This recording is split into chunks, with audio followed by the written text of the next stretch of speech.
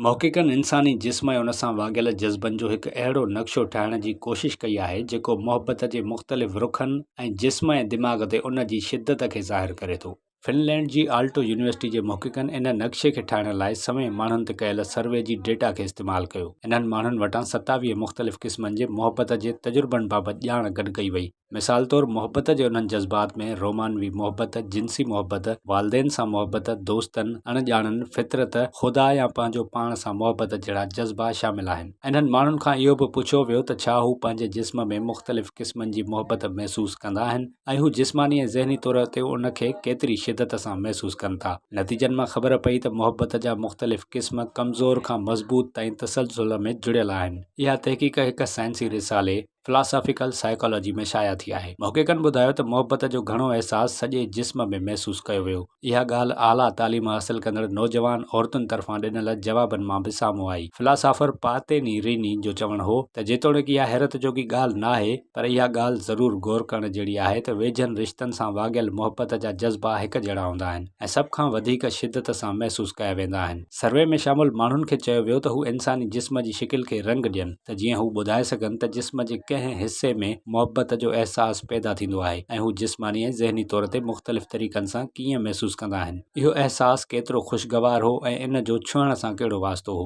आख़िर में इन्हनि खां मुहबत जे क़िस्मनि बाबति वेझड़ाई जी दर्जाबंदी करण लाइ चयो वियो। फिलासॉफर मूजिबि मुहबत जा इहे क़िस्म जेके ख़ासि तौर ते हिक ॿिए जे वेझे हूंदा आहिनि, इन्हनि जो जिन्सी ऐं रोमानवी वास्तो हूंदो आहे। हर क़िस्म जी मुहबत मथे में वधीक महसूसु थींदी आहे, पर जिस्म जे मुख़्तलिफ़ हिसनि में इन जी शिदत मुख़्तलिफ़ हूंदी आहे। का मुहबत सभिनी खे मुतासिर करे थी, जॾहिं त कुझु खे सॼे जिस्म में महसूसु करे सघिजे थो। मुहक़िक़नि मूजिबि जज़्बात जी जिस्मानी ऐं ज़हनी शिदत ऐं उन जे ख़ुशगवार अहसास विच में मज़बूत राब्तो ॻोल्हण बि दिलचस्प हो। जिस्म में मुहबत जो अहसासु जेतिरो वधीक हूंदो आहे, ओतिरो ई ज़हनी तौर ते महसूसु थींदो आहे ऐं इहो ख़ुशगवार हूंदो आहे। जॾहिं असां घणी मुहबत खां घटि मुहबत जो तजुर्बो कंदा आहियूं त सीने में जोश बि कमज़ोर थी वेंदो आहे। शायदि इहो ई सबबु आहे जो अणॼाणनि सां मुहबत में सोचण जो अमल शामिल हूंदो आहे। इहो इन लाइ बि थी सघे थो त मथे में हिकु ख़ुशगवार अहसासु महसूसु थींदो आहे। इन हवाले सां वधीक तहक़ीक़ जी ज़रूरत ते ज़ोर ॾिनो वियो आहे।